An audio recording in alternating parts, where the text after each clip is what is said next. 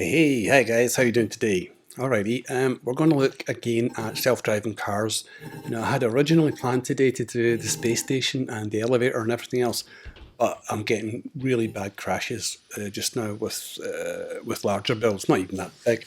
So we're going to do self-driving cars today. Now, as you can see, this thing is it's going very slow, but it's doing multiple steering motions, and that's the whole idea here. You've got a large array of sensors, and you've also got, if you can see those wooden stocks there at the back, you've got a lot of bearings per wheel. So you've got 4 turning bearings per wheel, and it will decide how much to employ them based on what the sensors are telling it.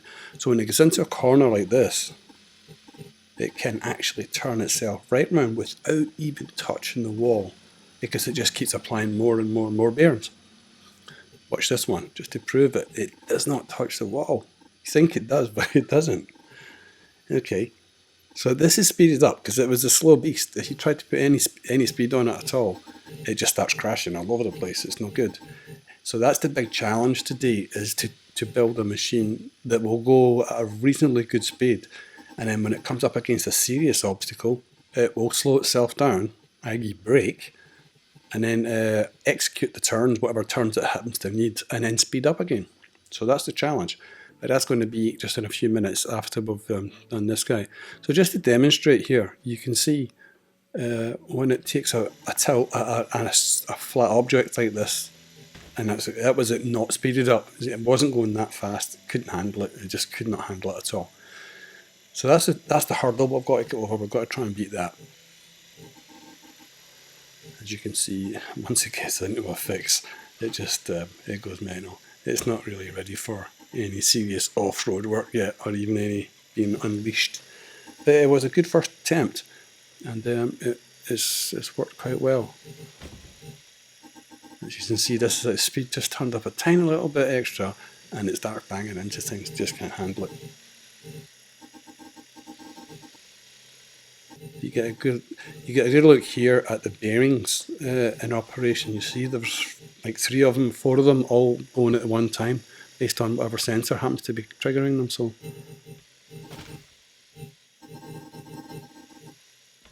sweet, nice motion.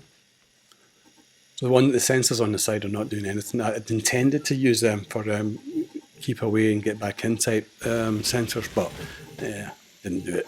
Didn't need them in the end because we went down a different route. Alrighty, so well, this thing's chucking itself about. One last time. Yeah, it's just really sprinting off this time. You can see it's got the idea, but its other big problem is that it overcompensates when it meets an edge or a wall or a curve or anything, and it ends up zigzagging. So that's the other thing we need to design out of it. Anywho, before we get to the big stuff, let me just show you this. This is super weird, right?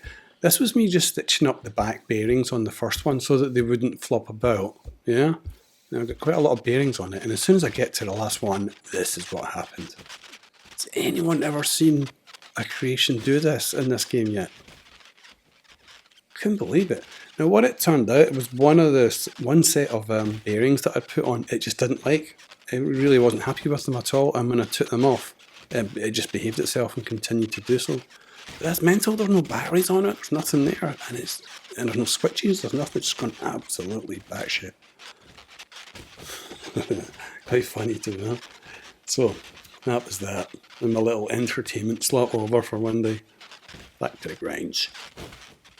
Now, as I said earlier, I had been planning on doing the whole space station thing with the big octagonal one that I built, but it just kept slamming down to 4 frames per second. So I thought, what I'll do is I'll put that aside until they've fixed it, and what I'll do is I'll practice. I'll build 2 dockable sections, very light, with hardly any blocks, send them up, and then just practice docking mechanisms, yeah? And I was getting on well. I had a decent plan for something to send the 2 up, and exactly the same thing happened. And look, that's how many blocks I've got. And it starts freezing on me. And I've got like a GTX 970 and goodness knows what kind of i5s and everything. So there's obviously a big problem because since they put the multi-threading in, it's even gotten worse. So I really hope they fix that soon rather than bringing out more blocks. Alrighty, here's our main guy. Let's see if I can explain this properly. He's got a different type of array set up altogether, and it's got an inverter, and the inverter itself has got an on-off switch.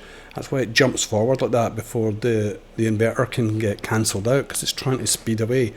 So the inverter's controlling the fast gearing, and an onboard switch is controlling the slow one. And what it does is there's a sensor out front that does two functions. It switches the inverter on, and it starts the initial turn. See, the inverter's lifted up, and then when it does that, the machine automatically slows down. So there we've got a machine there. You can see the kind of setup. You've got two bearings per wheel now, and one's fast and one's slow. This is the early sensor setup. Now the other trick here is I put a sensor on the bottom of the wheel. Do you see that? It actually turns with the wheel. And that turned out to be one of the solutions to the problem, because it will scan along the wall and it won't stop trying to turn until it finds that there's nothing there. The other two, the first one starts it because it's coming in fast, and then the one in the middle, 30-degree one, is just a handover. It hands over from the forward facing one to the rotating one at the bottom. It's, if you've got any questions about it, ask me in the comments, and I'll be happy to answer. But hopefully this will add something to the self-driving car movement. There's not that many people doing it. There's like Icy Fruits on Reddit I was speaking to the other day, and a couple of other people. I was hoping that more people would get into it, because it's like, whoa, it's just begging to be done.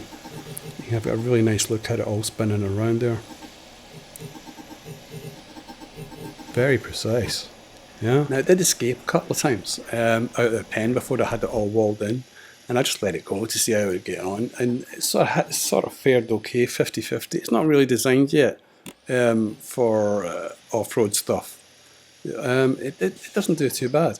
It does a strange thing, obviously, when it comes up against a steep embankment, because the sensors get kicked in, but that actually helps it a little bit. It just sort of wins its way up the side rather than take the steep route. As you'll see here, it just sort of spins around, finds a shallower route. So that was a sort of added bonus. I didn't realise it was going to do that. It's quite good. Yeah, copes with it. Okay, no problem there. That bush up ahead, that's what stopped it in the end. You can see it from above. You can again get a really good idea of the speed changes, and you can see those vibrating front wheels. I really love that, because it's constantly hunting, finding something, and then moving away from it, losing it, going back again. So it's got a stroboscopic effect, which works really well. So that was what this is all about. Now all this is going somewhere, because once they've got the frames per second thing solved a little bit more, I've got some really big projects that I want to use self-driving vehicles in. I don't want to give anything away, but it's definitely going somewhere, I can tell you that. So I've got quite a few good designs lined up, ready to go. But let me know what you think in the comments, as usual. I always love getting them, and I know this episode's been a bit more technical rather than entertaining, but hopefully some people found it really useful. And it would be good to get a few challenges up on this kind of front, you know, sort of, I don't know, you could think of all sorts of things that are still to be done with it. Like Icy Fruit, he had two vehicles avoiding each other, collision avoidance. So I've done collision avoidance here, but in a different manner. But there's so many different things you can do.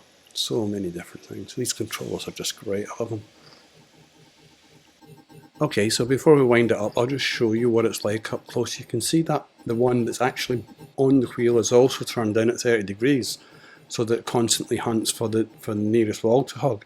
And then when it finds it, it jerks away. So what we've done now is we've wired up the back wheels as well, because they weren't getting used. So we'll now get a quick look at working with all four wheels twisting. But you can see this thing's just sitting there twitching away as if it's alive.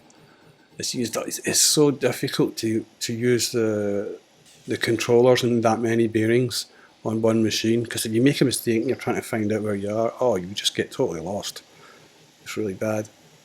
There you go. It improved it a little bit, the double, but actually it slows it down. I think it's got a braking effect when all the wheels start turning at once, and kept trying to get through that little cube there. Don't forget, it's all completely self-driven. It's not getting any input from me whatsoever. None. And she's just along for the ride. A nice view of it there.